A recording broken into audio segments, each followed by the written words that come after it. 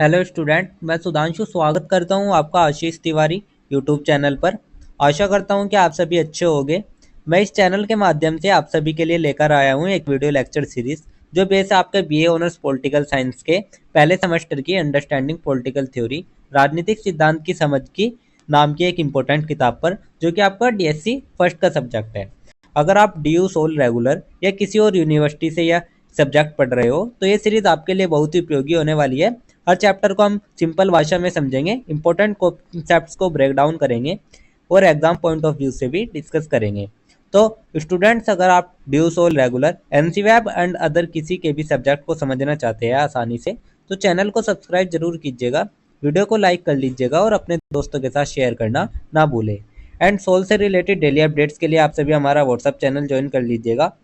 तो चलिए शुरू करते हैं। मैं आपका स्वागत करता हूँ बीए ऑनर्स पॉलिटिकल साइंस की पहले सेमेस्टर की अंडरस्टैंडिंग पॉलिटिकल थ्योरी सब्जेक्ट की सेकंड यूनिट के इस लेक्चर में। इससे पहले की वीडियो में हमने इसकी फर्स्ट यूनिट के इंपॉर्टेंट टॉपिक्स डिस्कस किए थे। तो आज हम बात करेंगे बहुत ही बेहद जरूरी और गहरे अध्याय की, राजनीतिक सिद्धांत के दृष्टिकोण नैतिक, ऐतिहासिक और अनुभवजन्य है। तो जो आपका ये चैप्टर है, यह हमें यह समझने में मदद करता है कि जब भी हम राजनीति की बात करते हैं तो उसे देखने के लिए आपके कौन कौन से वैचारिक फ्रेमवर्क या कौन कौन से नजरिए हो सकते हैं। तो उन्हीं सभी के बारे में हम आपका इस यूनिट में, इस चैप्टर में कवर करेंगे। तो इसमें हम आपका सबसे पहले एक छोटा सा परिचय देख लेते हैं। परिचय में हम आपका देखेंगे कि राजनीतिक सिद्धांत के अध्ययन में दो प्रमुख दृष्टिकोण है। नंबर वन आपका अनुभवजन्य है, जो तथ्य और व्यवहार पर आधारित है। दूसरा आपका नैतिक, जो मूल्य और आदर्शों पर आधारित है। यह इकाई इन दोनों दृष्टिकोणों और उनके अंतर्गत आने वाले विभिन्न सिद्धांतों का विश्लेषण करती है। तो जो आपका राजनीतिक सिद्धांत हो गया, उसको देखने के आपके दो प्रमुख दृष्टिकोण है। एक आपका अनुभवजन्य दृष्टिकोण, अर्थात तो आपका वो वाला दृष्टिकोण जो चीजें हम देख सकते हैं या माप सकते हैं और जिनका विश्लेषण हम आपका कर सकते हैं, उनको ही हम आपका अनुभवजन्य दृष्टिकोण कहते हैं। दूसरा आपका नैतिक दृष्टिकोण आता है, नॉर्मेटिव दृष्टिकोण होता है, अर्थात आपका वो वाला दृष्टिकोण जो आदर्शों, मूल्य और न्याय की बात भी करता है। इसके अलावा आपका एक और दृष्टिकोण होता है जिसे हम आपका ऐतिहासिक दृष्टिकोण भी कहते हैं, जो आपका विचारों के विकास को समय और संदर्भ के साथ जोड़कर भी हम आपको उसको देखते हैं। तो ये हमने आपका एक छोटा सा परिचय देख लिया। परिचय देखने के बाद हम आपका देखेंगे सबसे पहले आपका अनुभवजन्य दृष्टिकोण, व्यवहारवाद। तो सबसे पहले हम आपका इसमें व्यवहारवाद की उत्पत्ति देखेंगे कि जो आपका व्यवहारवाद है उसकी आखिर उत्पत्ति कैसे हुई। तो अगस्टे कमेटी ने सामाजिक अध्ययन में वैज्ञानिक विधियों का सुझाव दिया। इसमें तर्क संगत विश्लेषण, अनुभवजन्य डेटा और वस्तुनिष्ठ पद्धति का प्रयोग होता है। तो जो आपका अगस्टे कमेटी, जो आपके एक विचारक थे, उनको आप देख सकते हैं, ये आपके अगस्टे कमेटी एक प्रकार के विचारक थे। तो जो आपका ये दृष्टिकोण है, इसकी जो शुरुआत की गई थी वो आपका 19वीं शताब्दी में अगस्टे कमेटी जैसे जो समाजशास्त्री थे उनके द्वारा ही की गई थी। आप देख सकते हैं ये आपके अगस्टे कमेटी जी है, इन्होंने 19वीं शताब्दी में अनुभवजन्य दृष्टिकोण की शुरुआत करी थी।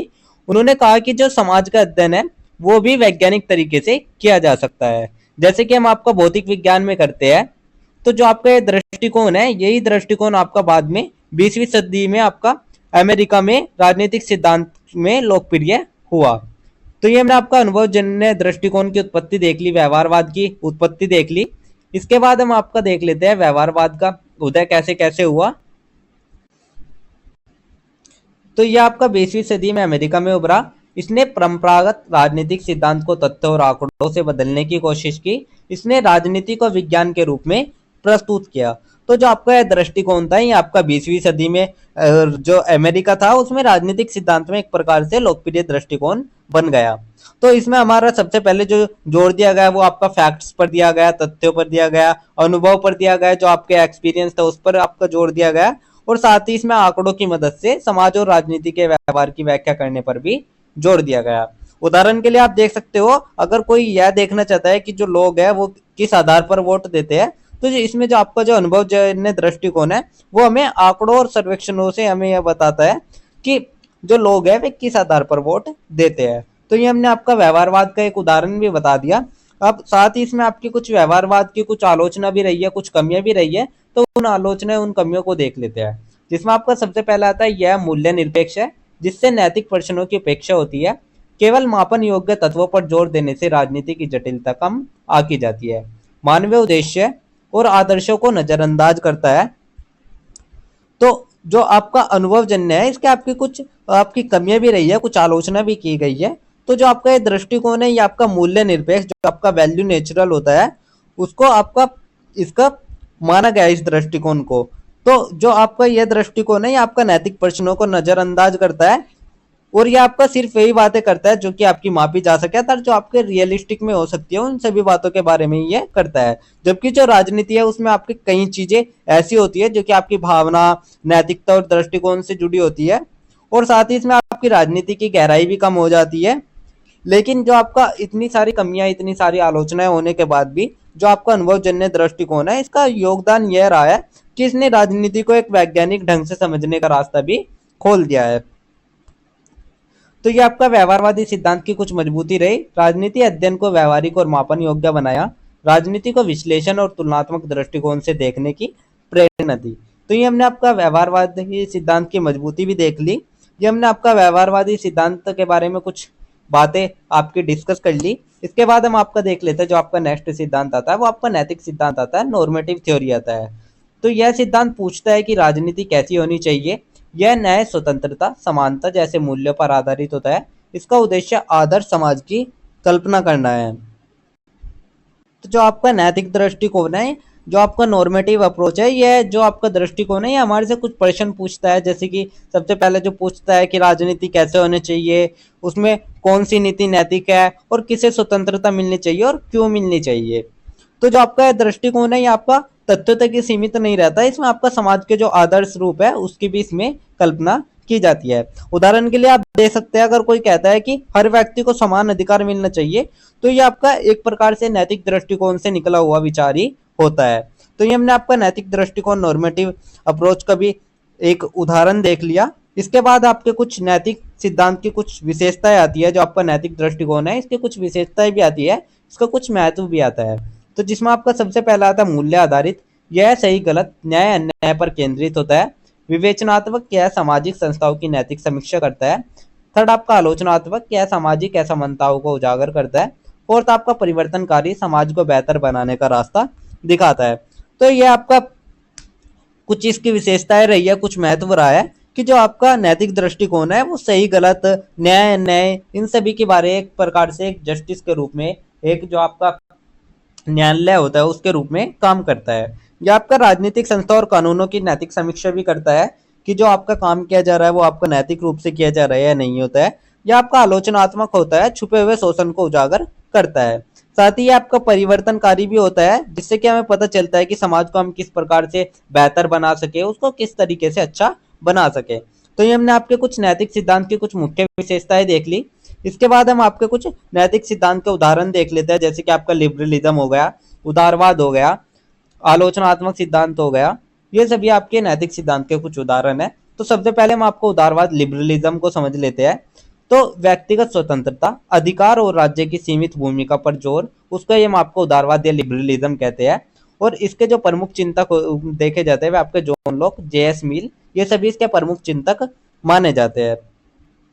तो अब हम आपको कुछ प्रमुख राजनीतिक सिद्धांतों को नैतिक दृष्टिकोण से समझते हैं, जैसे कि आपका लिबरलिज्म हो गया, उदारवाद हो गया, जिसमें आपका सबसे पहले व्यक्ति की स्वतंत्रता और अधिकारों पर जोर दिया जाता है लिबरलिज्म में। साथ ही इसमें आपके राज्य की सीमित भूमिका होनी चाहिए। और इसके जो प्रमुख विचारक रहे हैं, जैसे कि आपका जॉन लॉक, जे.एस. मिल, ये सभी आपके नैतिक उदारवाद के प्रमुख चिंतक या प्रमुख विचारक रहे हैं। सेकंड जो आपका आता है उदाहरण, वो आपका आलोचनात्मक सिद्धांत आता है, क्राइटिकल थ्योरी आता है। इसमें समाज में छुपे हुए शोषण की पहचान करता है, विचार और सत्ता के संबंध को उजागर करता है। फ्रैंकफर्ट स्कूल के विचारक मुख्य इसमें है।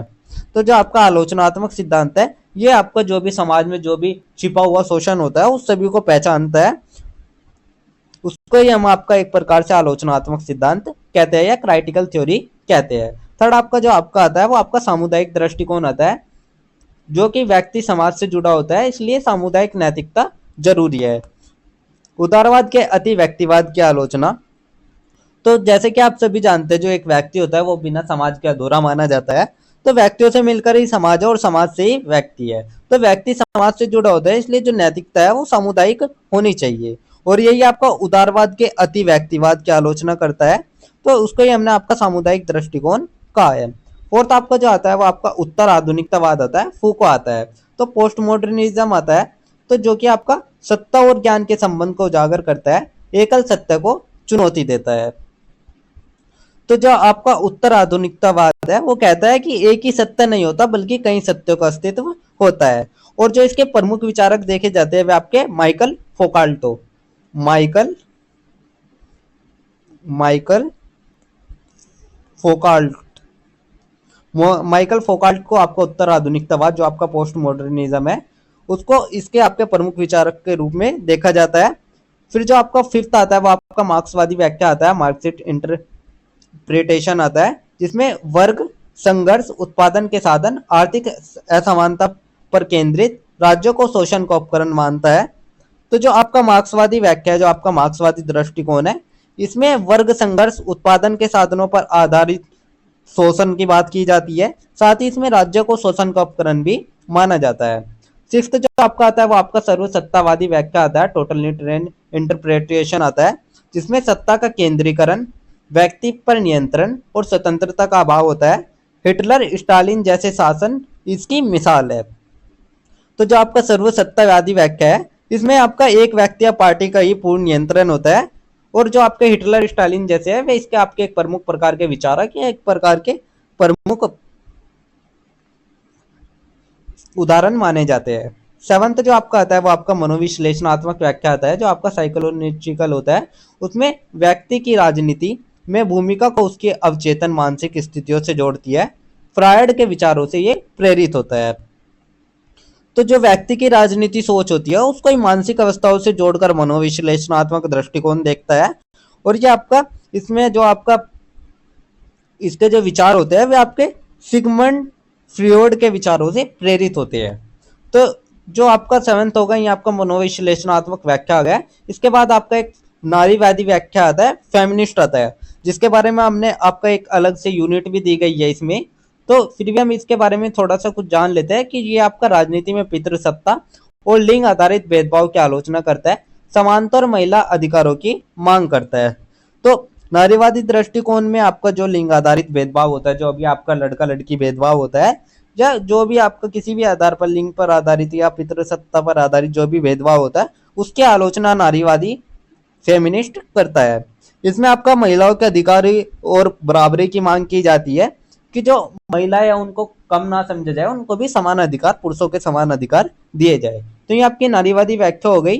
तो ये मैंने आपको कुछ आपके ऐसे नैतिक सिद्धांत के कुछ उदाहरण बता दिए। इसके बाद मैं आपको बता देता हूँ राजनीतिक सिद्धांत का ऐतिहासिक दृष्टिकोण क्या रहा है। प्राचीन काल से ही राजनीतिक चिंतन चला आ रहा है, प्लेटो अरस्तु से लेकर आधुनिक काल तक। प्रत्येक युग के चिंतक अपनी सामाजिक राजनीतिक परिस्थिति के अनुसार सिद्धांत गढ़ते हैं। इतिहास के विभिन्न दौर में सिद्धांतों ने समाज को दिशा दी है। तो जो आपका राजनीतिक विचार है वो आपका समय के साथ परिवर्तनशील रहा है, उसमें आपका कुछ न कुछ परिवर्तन आते रही है। तो इसमें आपके हर युग के विचारक अपने समय की राजनीतिक सामाजिक स्थितियों के अनुसार ही सिद्धांत गढ़ते हैं।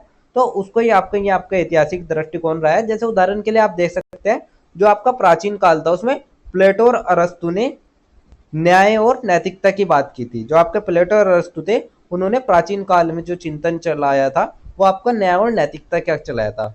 लेकिन जो आपका आधुनिक समय था उसमें जो जॉन लॉक थे उन्होंने स्वतंत्रता और अधिकारों पर जोर दिया था, और जो मार्क्स है उसने पूंजीवाद और वर्ग संघर्ष की व्याख्या दी। तो इसलिए जो आपका ये आपका ऐतिहासिक दृष्टिकोण है वो आपका समय के साथ परिवर्तनशील रहा है, और यह हमें यह समझने में मदद करता है कि क्यों किसी विचार की रचना उस समय में हुई और उसका प्रभाव क्या रहा। तो उसका कारण बताता है, उसकी उत्पत्ति का कारण बताता है, और उसका क्या प्रभाव रहा वो भी हमें आपका बताता है। तो ये हमने आपका राजनीतिक सिद्धांत का ऐतिहासिक दृष्टिकोण भी देख लिया। इसके बाद हम आपका एक छोटा सा निष्कर्ष देख लेते हैं। निष्कर्ष में हम आपका देख लेते हैं कि अनुभवजन्य और नैतिक दोनों दृष्टिकोण राजनीति को समझने में सहायक है। राजनीतिक सिद्धांत केवल सत्ता या सरकार का अध्ययन नहीं बल्कि न्याय, स्वतंत्रता और समानता जैसे मूल्यों का विश्लेषण है। आधुनिक युग में विविध दृष्टिकोणों के साथ समन्वय की आवश्यकता है। तो ये हमने आपका एक छोटा सा निष्कर्ष देखे हैं। तो एक तरीके से हम आपका यही कह सकते हैं कि जो आपका राजनीतिक सिद्धांत है उसको हम 3 दृष्टिकोण के सहायता से समझ सकते हैं। सबसे पहले जो आपका आता है वो आपका अनुभवजन्य दृष्टिकोण आता है।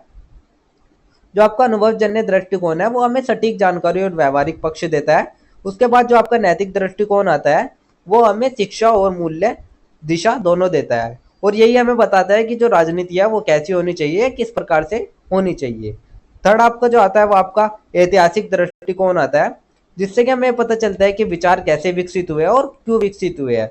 तो एक तरीके से हम आपका यही कह सकते हैं कि जो राजनीति है वो आपका केवल सत्ता सरकार तक ही सीमित नहीं होती, वो आपका न्याय, स्वतंत्रता और समानता जैसे मूल्यों के साथ भी हम आपका राजनीति को जोड़ते हैं। तो इसी प्रकार से हमने आपका एक छोटा सा निष्कर्ष देख लिया। तो निष्कर्ष देखने के बाद ये यूनिट आपकी यहीं कंप्लीट होती है। तो ये थी आपकी सेकंड यूनिट, जिसके इंपॉर्टेंट टॉपिक्स मैंने आपको शॉर्ट्स में एक्सप्लेन कर दिया है। अगर किसी स्टूडेंट को नोट्स चाहिए होंगे तो आप हमारे टेलीग्राम चैनल को ज्वाइन कर लीजिएगा, वहाँ आपको नोट्स मिल जाएंगे। एंड अगर किसी भी स्टूडेंट का कोई डाउट या क्वेरी होगा तो आप हमारे इंस्टा पेज को फॉलो करके कमेंट सेक्शन में भी पूछ सकते हो। डेली अपडेट्स के लिए आप सभी हमारा व्हाट्सअप चैनल ज्वाइन कर लीजिएगा।